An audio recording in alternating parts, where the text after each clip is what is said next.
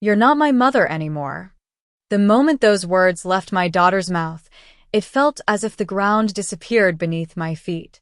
I stood frozen in the middle of my kitchen, staring at the little girl I had once carried in my arms, comforted through nightmares, and loved with every piece of my heart. At 58 years old, I thought I had experienced every kind of pain life could offer. I was wrong. My name is Linda Carter, and I live in Columbus, Ohio. For 31 years, my daughter Emily was the center of my world. After my husband, Robert, passed away from a heart attack 12 years earlier, it was just the two of us.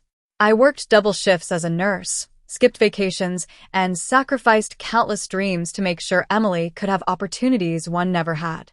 And honestly, I never regretted any of it. At least, not until that day. The trouble started gradually. After Emily married her husband, Jason, things changed. At first, I blamed the distance on marriage and adulthood. She stopped calling every day, then every week. Eventually, months would pass without hearing her voice. Each time I reached out, she sounded distracted. Mom, I'm busy. Mom, I'll call later. Mom, can we talk another time? The conversations became shorter and colder. Still, I convinced myself everything was fine. Then came my birthday. I spent the entire morning waiting for Emily's call. Nothing. Afternoon came. Nothing. By evening, I was sitting alone at my dining table staring at a small cake I had bought for myself. The phone never rang. That night, I cried harder than I had since Robert's funeral. But what hurt most wasn't the forgotten birthday. It was realizing I was slowly disappearing from my daughter's life. A few weeks later, I learned something that shattered me even further. A neighbor accidentally mentioned seeing Emily, Jason, and their children at a large family gathering nearby. I hadn't been invited. Not only had they celebrated together, but they had done so less than 15 minutes from my home. When I confronted Emily about it, her response was cold. "You're making a big deal out of nothing." Nothing. To her, I was nothing. Yet I still had no idea that something much worse was coming. Because just days later, a single argument would lead my daughter to say words I could never forget. Words that would change both of our lives forever. The argument started over something so small that, looking back, it almost seems unbelievable. A week after a phone call, I decided to visit Emily's house in Cincinnati. I hadn't seen my grandchildren in nearly 4 months, and I missed them terribly. On the drive there, I kept imagining their smiles. I even stopped to buy gifts, small things they would enjoy. Nothing expensive. Just a grandmother trying to show her love. When I arrived, Emily looked surprised to see me. Not happy. Surprised. That feeling settled heavily in my chest.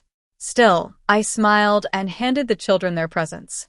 They hugged me excitedly, and for a brief moment, I felt like everything was normal again. Then Jason walked into the room. His expression immediately changed the atmosphere. "We weren't expecting company today," he said. The words were polite. His tone wasn't. I tried to ignore it. But throughout the afternoon, I noticed something strange. Emily barely spoke to me. Whenever I asked a question, she answered with 1 or 2 words before turning her attention elsewhere. Eventually, the children went outside to play. That's when I finally asked her, "Emily, what's happening? Why does it feel like you're pushing me away?" She sighed dramatically. "Mom, not everything is about you." The words hit harder than she realized. For years I had worried about her, supported her, and celebrated every success she achieved. Now it sounded as though my love had become a burden. I felt tears forming but forced myself to remain calm. "I just miss you," I said softly. Instead of understanding, she became defensive. "You always make me feel guilty." "I never intended to."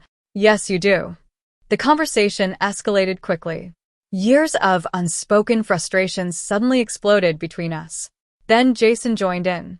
He began listing things he believed I had done wrong over the years. According to him, I was too involved, too protective, too present, too much. I couldn't believe what I was hearing. Everything I had done came from love, yet somehow that love was being used as evidence against me. Finally, I looked at Emily. "Is this really how you feel?" For a moment, she hesitated. I saw uncertainty in her eyes. But then she glanced at Jason, and everything changed. With a coldness I had never heard before, she looked directly at me and said, "Maybe it's time you accepted that you're not my mother anymore." The room went silent. My heart felt as though it stopped beating. I stared at her, waiting for her to take the words back. She didn't. In that moment, something inside me broke. Without saying another word, I picked up my purse, walked to my car, and drove away. But as tears blurred my vision, I made a decision. If my daughter truly believed she no longer needed me, then perhaps it was finally time for me to stop living my life for everyone else. And that decision would lead me somewhere none of us expected. For the first few weeks after that day, I barely left my house. Every room held memories of Emily, photographs on the walls, birthday cards tucked into drawers, little reminders of the life we had shared together. I kept replaying her words in my mind. "You're not my mother anymore." No matter how hard I tried, I couldn't forget them. But eventually something unexpected happened. One morning, I looked in the mirror and realized I had spent years waiting for someone else to value me. And I was tired of waiting. For decades, my identity had been tied to being a wife and a mother. Now, for the first time in my life, I asked myself a simple question. What do I want? The answer surprised me. I wanted to live, not survive. Live. Over the following months, I joined community groups, traveled around the United States, and reconnected with old friends I hadn't spoken to in years. I visited the beaches of Florida. I watched sunsets in California. I explored small towns across Tennessee and Kentucky. Slowly, the sadness began to fade. The loneliness didn't disappear completely, but it no longer controlled me. For the first time in years, I felt free. Then, nearly 11 months after our argument, my phone rang. The screen showed a name I hadn't seen in a very long time. Emily. My hands started shaking. Part of me wanted to ignore the call. Another part desperately wanted to hear my daughter's voice. I answered. The moment she spoke, I knew something was wrong. She was crying. Not the quiet kind of crying. The kind that comes from deep pain. "Mom," she whispered. The word alone nearly brought me to tears. Then she said something I never expected. "I need you." Over the next hour, I learned the truth. Her marriage was falling apart. Jason had become controlling and emotionally distant. The life she thought was perfect had slowly fallen apart behind closed doors. And for months, she had been struggling alone. Then came the words that stopped me cold. I pushed away the one person who never stopped loving me. For a long moment, neither of us spoke. Finally, she said, "I'm sorry." Not a casual apology. A real one. The kind that comes from genuine regret. A few days later, Emily came to see me. The moment I opened the door, she burst into tears and wrapped her arms around me. For several seconds, neither of us could speak. Then she whispered, "You'll always be my mother." The words healed a wound I thought would never recover. Our relationship wasn't magically perfect after that day. Trust takes time to rebuild. Pain takes time to heal. But we started over. One conversation, one visit, one act of forgiveness at a time. Today, when people ask me what I learned from the hardest chapter of my life, my answer is simple. Love doesn't mean allowing others to hurt you. Sometimes love means letting go. Sometimes it means finding yourself again.